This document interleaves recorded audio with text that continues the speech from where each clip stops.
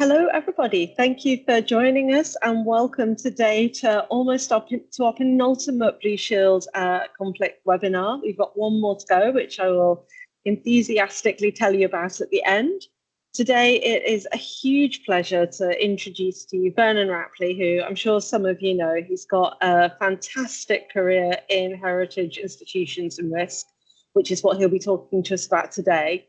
So today, Vernon is the director and principal consultant for Vernon Rapley Limited. It's an international consultancy serving the heritage sector, and he has more than 30 years' experience in art crime investigation and museum security. He's the chair for the ICOM's International Committee for Museum Security, a fellow of the Antiquarian Society, a member of the OSCE Heritage Crime Task Force, and the former director of Cultural Heritage Protection and Security for the V&A. The former head of the Art and Antiquities Unit, New Scotland Yard, founder of the London Museum Security Group, the London Art Market Forum, Artbeat, the National Museum Security Group, and co-founder of the Security of Major Museums in Europe. All of which is to say is that he probably knows more about this topic than almost anyone else in the world. And we're very lucky to have him speaking today. He's designed and delivered exhibitions about criminal fakes and forgeries, as well as creating the Victoria and Albert Museum's internationally renowned Culture in Crisis programme and portal. He lectures internationally on art crime, heritage protection, and museum security, and has contributed chapters to several books and appeared as an expert on national and international radio and television, including the Antiques Roadshow and Fake or Fortune. So we're extremely lucky to have him with us today. I'm really excited for this talk. Vernon, thank you so much, and it's over to you. Emma, thank you very much for the introduction, and good afternoon, everybody. Thank you for having me. I'm going to endeavour to share my screen. Gosh, everything's vanished. You're seeing a picture of my girls now for some reason. Just 1 minute. Sorry. There we go. Is it? Hopefully you're now seeing what you should see, which is no. That's sorry. Right, hang on. I'm going to stop sharing for a minute. Emma, I don't know what's gone on here. Always the way that it works in the test and then goes wrong. It worked perfectly, didn't it? And then we turned it off and it's not working at all. Here we go. But now I've got to get...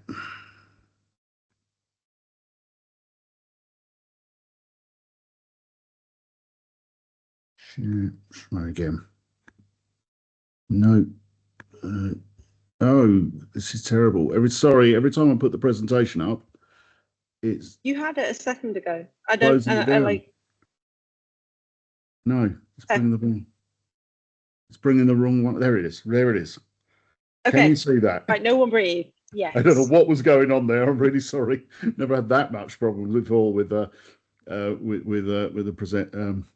introducing it. So I also can't see myself now either. So I apologise for that, but I'll crack on and hopefully you can see the slides and I can see that they are changing. So Emma, thank you for your introduction. Just very briefly, my career has been in three parts. I spent the first 25 years as a detective at Scotland Yard as the head of the Art and Antiques Unit, then moved to the Victoria and Albert Museum, spent 14 or 15 years there, and then as she said, a consultant. So I'm not going to go through the career, but it was I have dealt with disasters, crisis effectively all the way through my career, even from being involved in things like the 7/7 bombings when I was in the police, and of course within the V&A, not only doing our own planning for all our buildings, but also through Culture in Crisis and other organisations assisting across the world wherever we can, unifying museums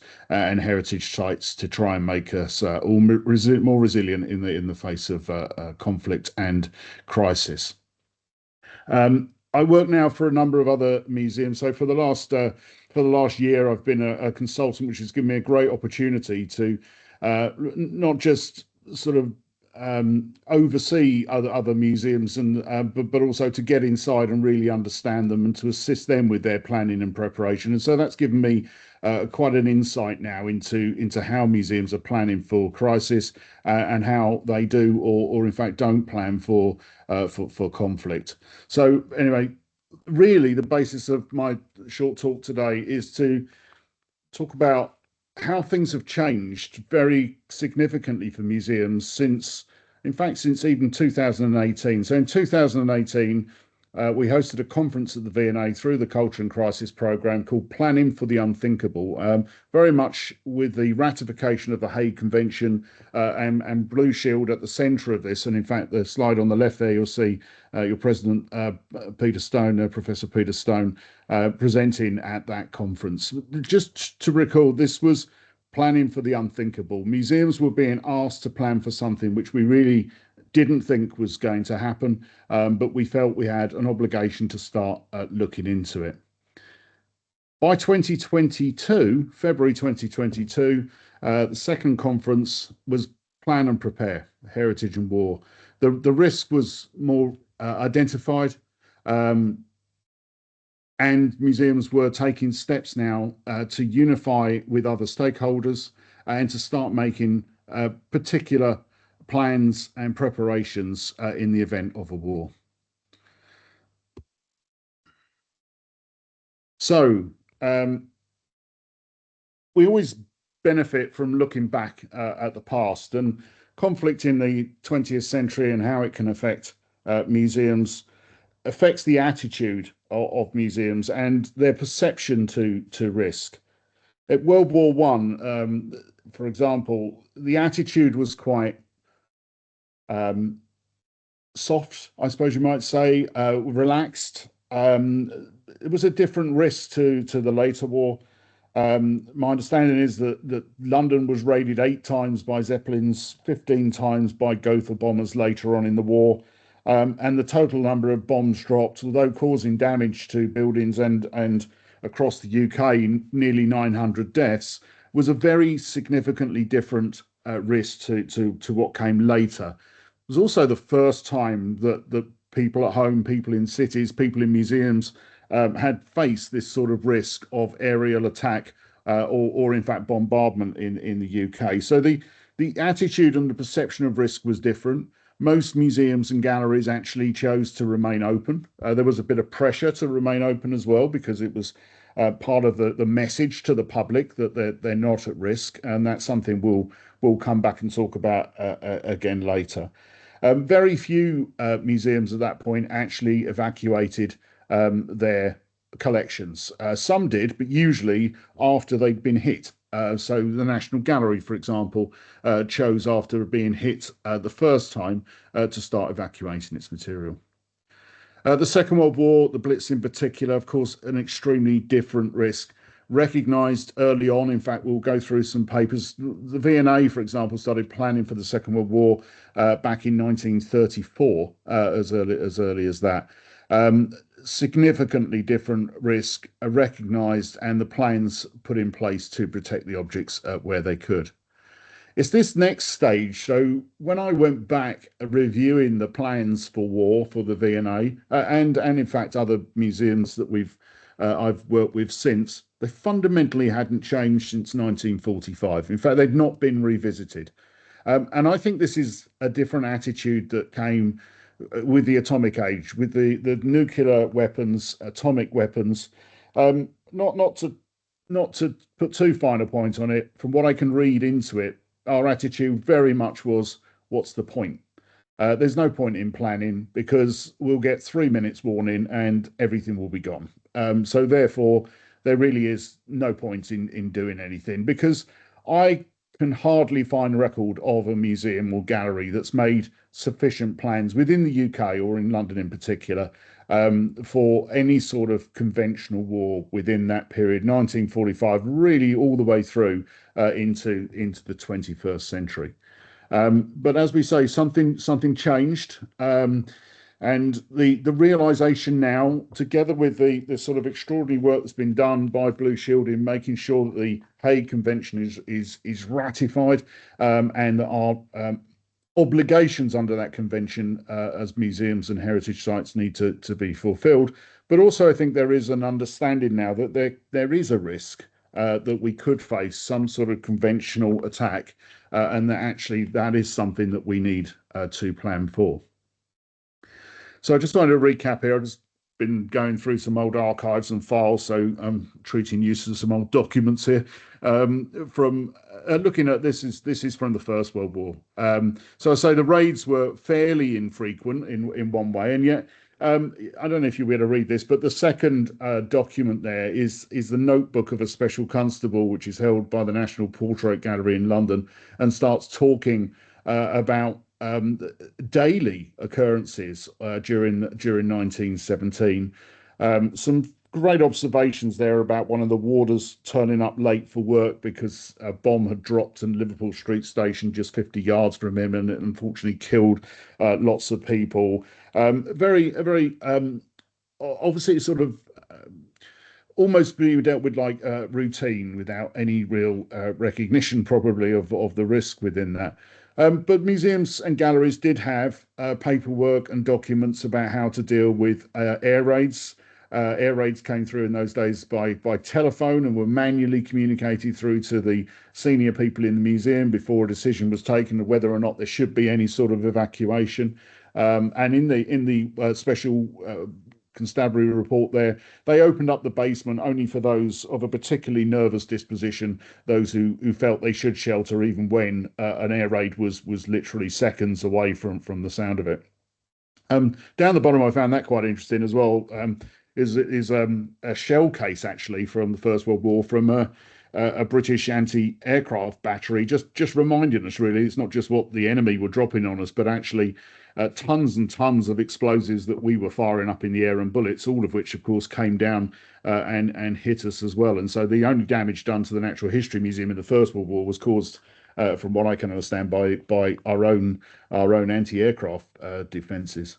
And the other interesting thing was right back in 1917, government work had started to start looking at the evacuation, and in particular looking at Aldwych Station, which became the refuge in the Second World War for both the British Museum and the Victoria and Albert Museum.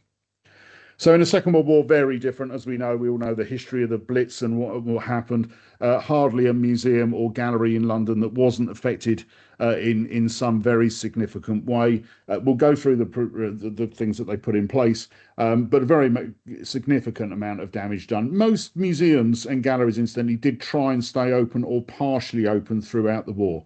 Again, I think this was part of the message to the population that we're trying to carry on as normal as much as possible, but of course as the Blitz intensified, it became an increasingly difficult thing and more objects were taken into storage. Just give an impact of an idea of the impact on the V&A during the war. Again, the archives go through this in detail. They're a fascinating read, really are. It's just the sort of daily occurrences, the bravery of people who deal with these, that they were sitting on the roofs of the museum waiting for the incendiary bombs to drop on with nothing but a tin hat and a bucket of sand. Really a huge amount of admiration. But this one building, the V&A, this is roughly the floor plan at the relevant time, was hit by two 1,000-pound high explosive bombs. One going off in Exhibition Road. You can see that actually if you go through the tunnel and look up at the tiles on the roof, you'll see the tiles change, and that's where the bomb came through, causing the damage to the outside, the western side of the V&A, which is some of the best preserved war damage I think anywhere in London, and is memorialised on the plaque there. The other 1,000-pounder dropped just behind the refreshments room, severed gas and water mains. But as far as objects went, didn't do any damage to objects. Like I say, most of the objects have been protected. But when you look at the scale of it, over 30 incendiary devices also hit the Victoria and Albert Museum during the war. Some going off, some not, some causing significant fires. The one I found mildly amusing, and I probably shouldn't do this, but the only two objects that were damaged beyond repair during these raids were two recumbent German effigies which sat in the cast courts.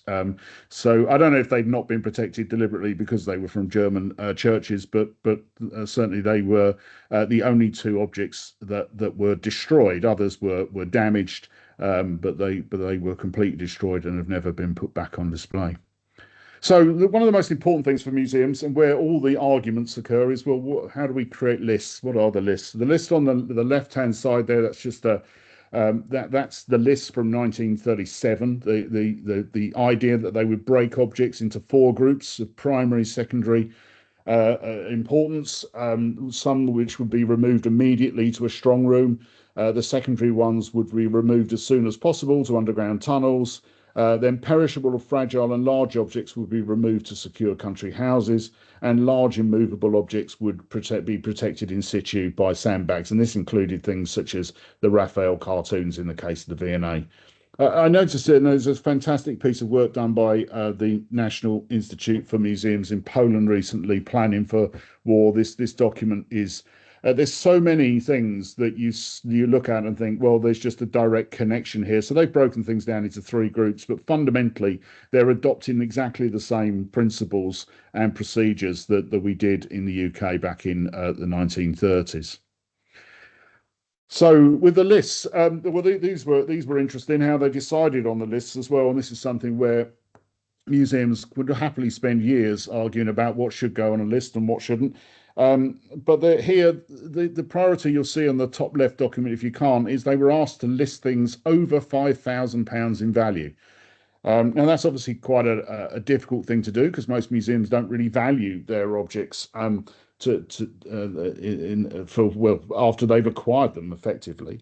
But also it was only a list that it would include museum objects and museum objects that were on display. So at the time it didn't include loans and it didn't include anything that would be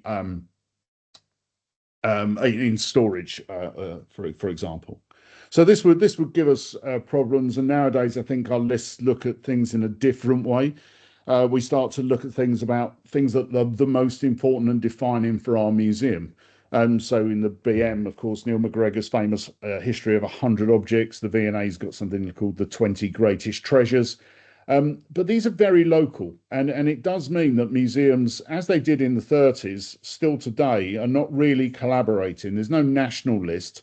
There's not even a London list. There's not even a list of other similar museums gathering together and deciding on their objects. It's done by museum, and very often, in fact, by departments within museum where each are given equal weight.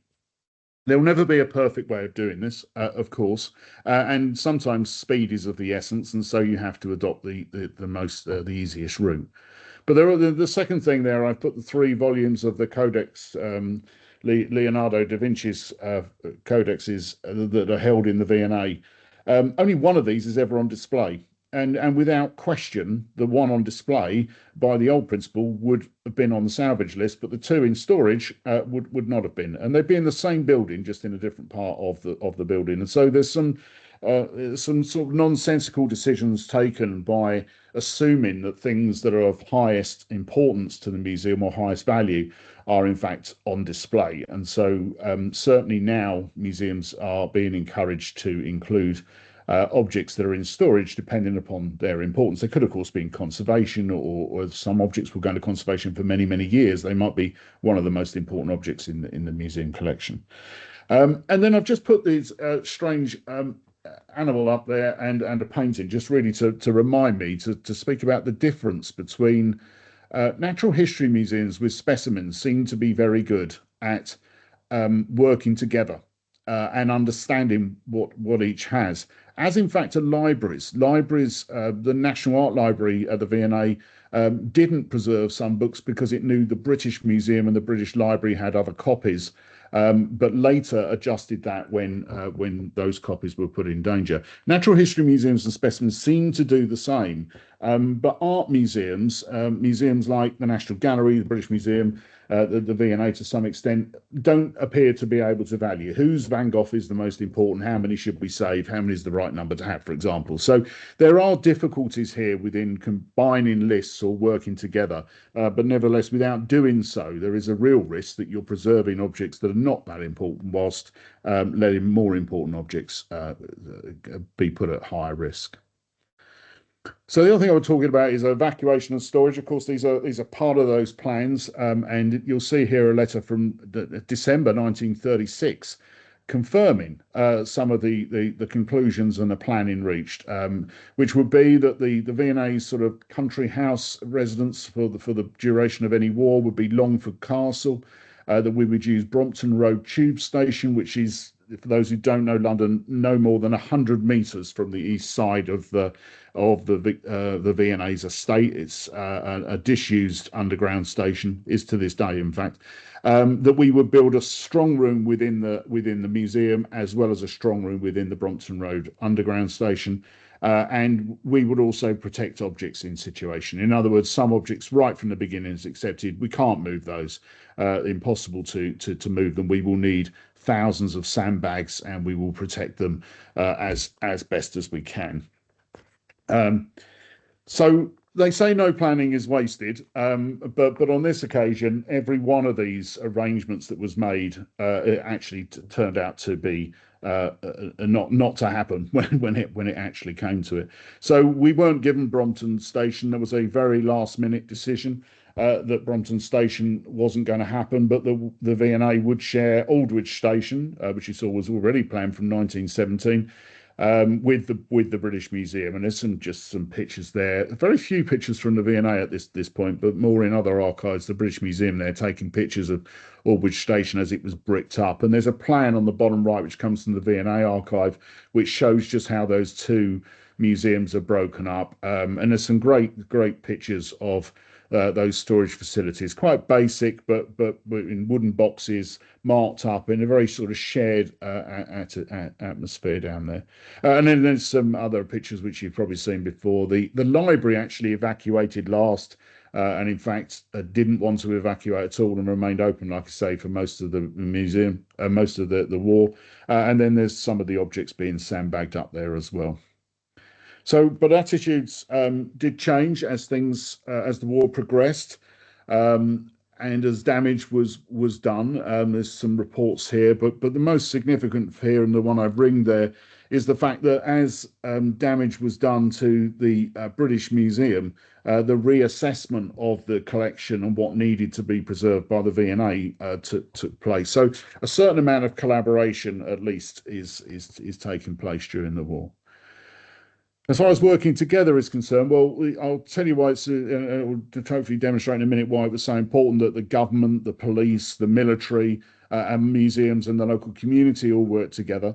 But also there was this question about what you share with your friends and allies abroad. And this is a letter from July 1941, so some 3 or 4 months before, well, how many months? 6 months before the Americans came into the war, from the Met Museum, from J.P. Morgan, writing, asking for our preparations, and so that could be shared, and so they can start to put them in place. These are sort of questions now which museums have to consider very early. You know, who do we share this sort of information with? How secret is it? What's secret? And who are our friends and allies to be able to share that? The answer going back, of course, is quite generic. It definitely doesn't give the location of any of the objects, for example, for very obvious reasons, but does try to support our colleagues in other museums in the best way that we can. So I wanted to show you this. This is just a section from the, in fact, Annex 1 from the Polish document that I've referred to recently.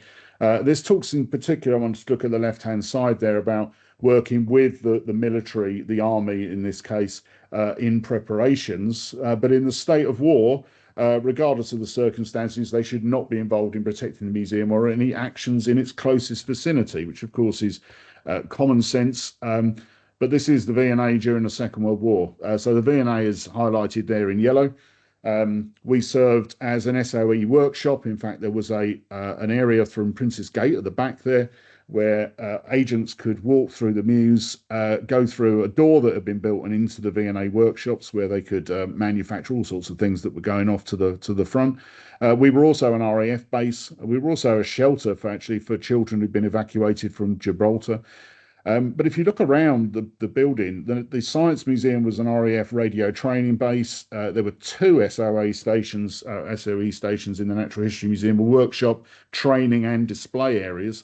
London Regional Defence Headquarters was literally on the corner, and Brompton Station, which we'd been promised as a storage facility, unbeknown to us, was actually already designated as gun control headquarters, which I believe was doing the ACAC gun control within London.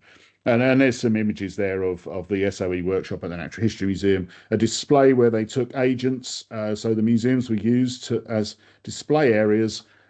Agents would come in and be shown what risks they face, what equipment they might have to use, and demonstrate. It's sort of it's a bit like the James Bond scene, isn't it? When you go down to see Q and see all your new kit, that seems to be the sort of the real version of that. And there's a picture there of the fact that we were housing hundreds of RAF officers and crew every day who were working in different facilities in London, as we were effectively their canteen, and that's our North Court there. But also looking at our other facilities. So we ended up not going to Longford Castle, but in fact going to Montague House, which you can see up there on the left-hand side. But just before we went to Montague House, we were informed that far from it being in the middle of nowhere, in fact, it would have ACAC guns literally at the bottom of the garden, making it effectively a target. From what I can read, and there's limited documentation on that, there was quite a lot of argument about it. The picture below shows Montague House at top left, and it leads into Yeovil Airfield. Yeovil Airfield was where Westland were based. Westland were servicing and repairing Spitfires or Hurricanes. Someone will probably correct me on that, but certainly there was servicing planes there. It became a major, obviously, target for enemy aircraft, and the garden effectively here was a perfect place to put ACAC. So even at the last minute, there was this a lack of coordination between military planning and museum planning, which almost led to or could have led to a disaster. As I said, with Brompton Road Station, unbeknown to us, it'd been planned for 4 or 5 years. Literally a month before, we weren't allowed to use it. And in fact, it had been designated for many years, I believe, as this gun control headquarters. Plans have been made. That's a picture of it in operation. But of course, they're not sharing that information because it's secret or top secret with museums. Understandably, but it did mean that a lot of planning and preparation had been wasted, because we could have been told we can't use that place, even if we didn't know it was maybe what it was going to be used for. And just another example, the V&A now has facilities down in Dean Hill Park, ex-naval bases. We actually use 2 silos that used to be, I believe, nuclear weapons storage facilities, complete with massive concrete bunkers, sort of 2-foot thick steel doors, dog legs, you name it. We thought things would be really safe down there. It would be a good long-term storage in the event of a war, until we found out that as a formal, I think it was naval air base, it would probably be reused during a time of conflict and therefore become a target again. So very quickly now, and I'm aware that we're sort of supposed to stick to half an hour, I'm going to rattle through quickly what emergency plans museums are putting in place, because fundamentally the most museums are planning for other crises, but those plans are also good for conflict. And these are tested against our sort of experiences in the past. I'm not going to read through these slides, but you will note, of course, that there's a lot of emphasis on list picking, salvage priority, and training. So a bit like the emergency services operate, rather than planning very particularly what we will do, we'd like to have a list of options. So we like to have 3 or 4 different venues where we can temporarily house objects, and maybe we need to have different plans in place and different salvage lists depending upon the areas of the museum that might be at risk or might need to be salvaged. So a lot of work goes into this. It would be useful in the state of in the case of a conflict, but it's not particularly designed for that. Possibly the most important bit on there, of course, is the command and control incident as well. Key elements of the plan I won't go through. All I just explained to people who are not in museums is there's a big difference between the way the military operate, the police operate, and museums operate, and that sits around here. In when an incident takes place, the military and the police will come in and they will instigate a command system for that incident or for that discipline, and it will take over, and everything else will be superseded. That's not possible really within a museum, and so you've got this position where those who are in gold and silver commands still probably have to report into the executive board, possibly boards of trustees, etc. So it makes it complex, but doesn't make it impossible. But it's something which museums need to accommodate within their planning.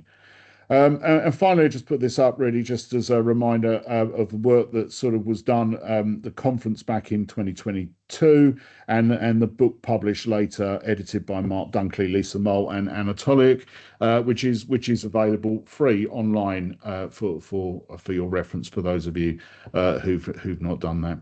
Anyway, I'm aware I'm 1 minute over, Emma. I do apologise.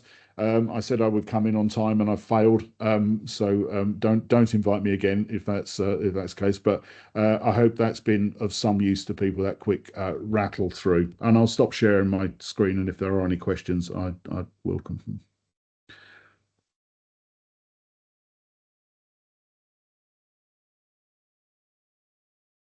Vernon, that was absolutely fascinating. Big thank you from us and the attendees. We've got a few minutes for questions, and I'll start with the one in the chat. Was the OSS's Art Looting Investigation Unit's London office actually based in the V&A in the war? Sorry, can you repeat that? The unit? It's in the chat. Was the OSS Art Looting Investigation Unit's London office based in the Victoria and Albert Museum during the war? Oh, the simple answer to that is I don't know. I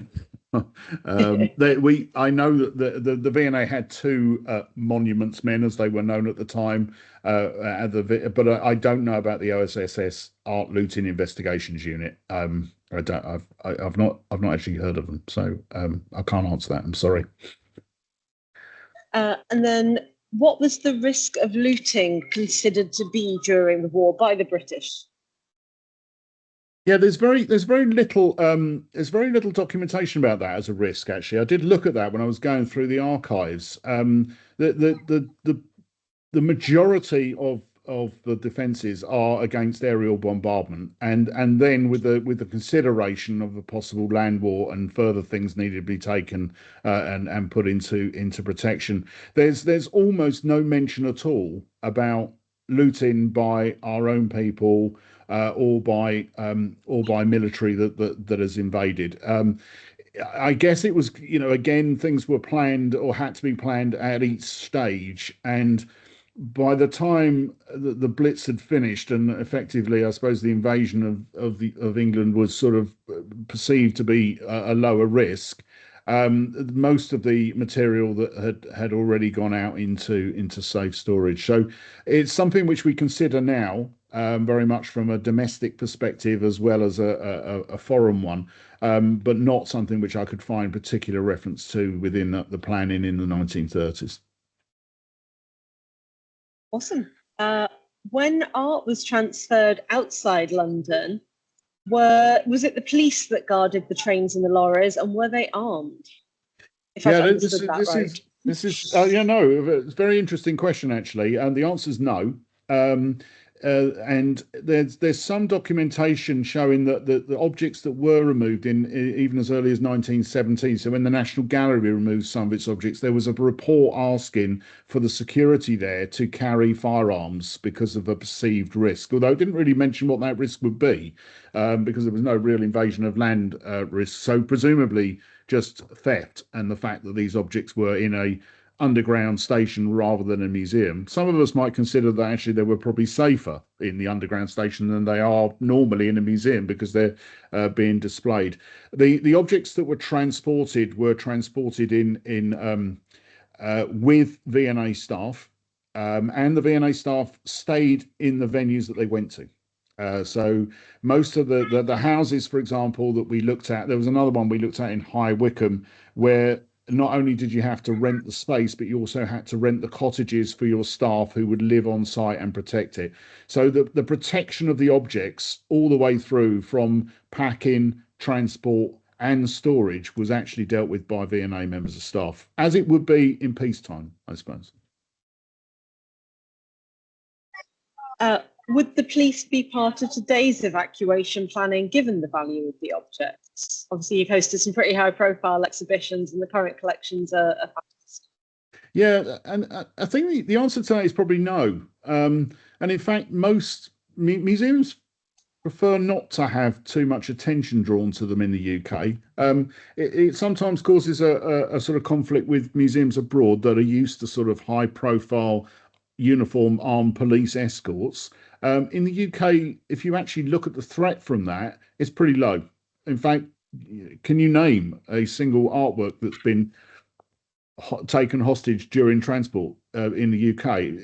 It's extremely low, and in fact, by letting other organisations know of what you're doing, the risk possibly increases. So, to my understanding is that they wouldn't be, and that the planning would probably be done quietly as possible by the museums as early as possible. Time is the big difference. Time is where, when is this decision made? That's the difficult thing. You don't know when you're planning whether you're going to be given a week's notice, a month's notice, a year's notice, or an hour's notice. And so you have to be able to adapt your plans very much to it. If it's the shorter term, you're not going to get the military or the police involved. If you're doing things what might be perceived as months away, then it is possible that they might be less engaged in other things. But I think, having had discussions with police and military about this, the chances of a sort of last minute evacuation involving either of them would be very, very difficult to arrange. I'm just going to come in with a personal question there then, while we're on this topic. So in 1939, the Minister of Works went, OK, today is the day, close the museums. The orders went out, the vans turned up and collections are evacuated. Where do those chains of authority sit today? Would that be a decision taken by museum trustees, or is there because they're national collections, is there a national oversight that says that, or is it a part and part that you might start evacuating some things and then close the main galleries at another point? Or is that something that maybe people don't discuss?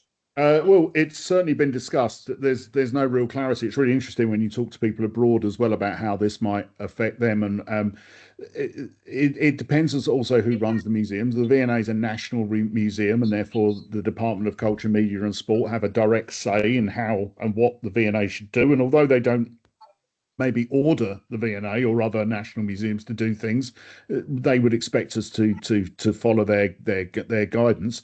But there are nearly 2,000 museums in the UK, and only 22 of them are national museums. And so this is something where the majority of decisions are probably going to be taken either at a local authority level or by trustees themselves. We tend to think it comes out as guidance. It seems to have done during the Second World War. It came out very much like, we're advising you to start doing this, and we're going to help you to do this. Some of these things took a year to evacuate. You can't. The V&A alone, I mean, is not the largest collection, 2.5 million objects. So even if you're only prioritising the sort of top 5% of that collection, it's going to take you a very long time to pack and move it, and so you're going to need that time. There's no real clarity around this, and I think it's that very interesting thing. What is the trigger that causes whoever it is who's going to make that? What point do you need to be at before you do that? And with the Second World War, it very much seemed to be the actual declaration of war. Was the point where, okay, this needs to start now, whereas you might think that might be quite late for modern warfare now. I'm not sure. It all depends on the circumstances. That was complete waffle. You have no answer from me there, because I don't think there is an answer to that. I think it's very much part of building these stakeholder groups early on, so that you are all collaborating and understanding each other, and this isn't a last minute thing, but you've been working together for years. The people involved and what their priorities will be. And I'd say interesting that the National Art Library sort of defied the government most of the way through the war, arguing, oh, no, our books aren't that important, we can stay open. Other people have got copies of our books and things like that. There was a sort of access to safety argument there that lasted for quite a long time, until they actually came down quite hard on them in the end and said, do your duty and start protecting these objects. And so they were sort of given a much firmer mandate later on. Thank you. Last question, and then I'm afraid we're going to have to close out. So do you think that the technology for storage and protecting arts and artifacts during conflict has changed much? For example, would underground train stations be considered suitable storage locations now? Yeah, I think they would, because you're talking, you saw from the prioritization of the list there, you do different things with different objects, and so that assessment has to be taken place quite early. If you're, for example, looking at bits of the Elgin marbles, well, putting them in a wooden packing case and putting them into a underground store for however long, 3, 4, 5 years, is probably entirely suitable. You can review that later.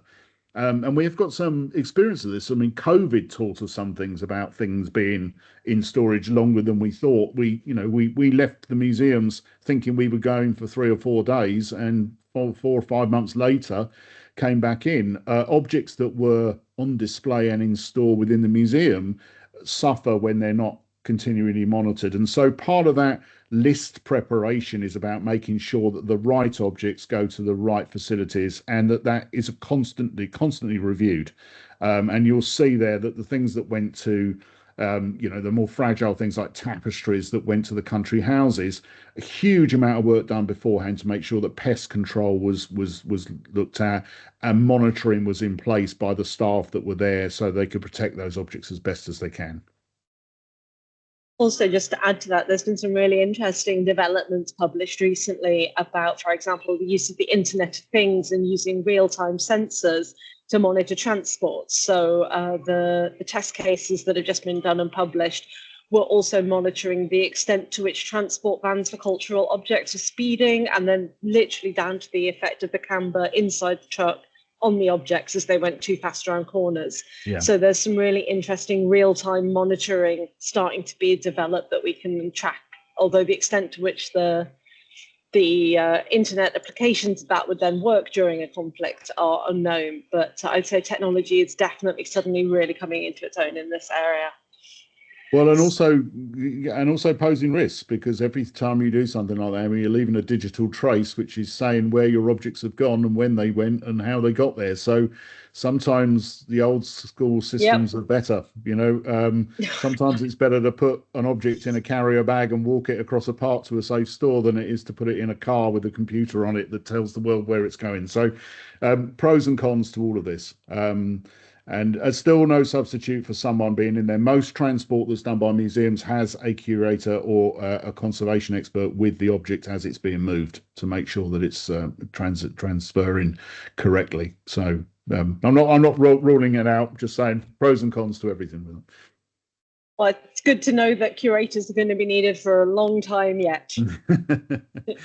And with that, I'm just going to give our last closing note for the last talk of this series and for this year, which will be on November the 21st, which will be two people, Joanne McCafferty and Rosie Lampard from the Department of Culture, Media and Sport, who will be talking about the UK government's role in international cultural heritage protection. We've spent this year looking in at UK cultural heritage protection, and now we're going to finish by looking outwards a little bit at some of the amazing work the UK has been doing worldwide in this area.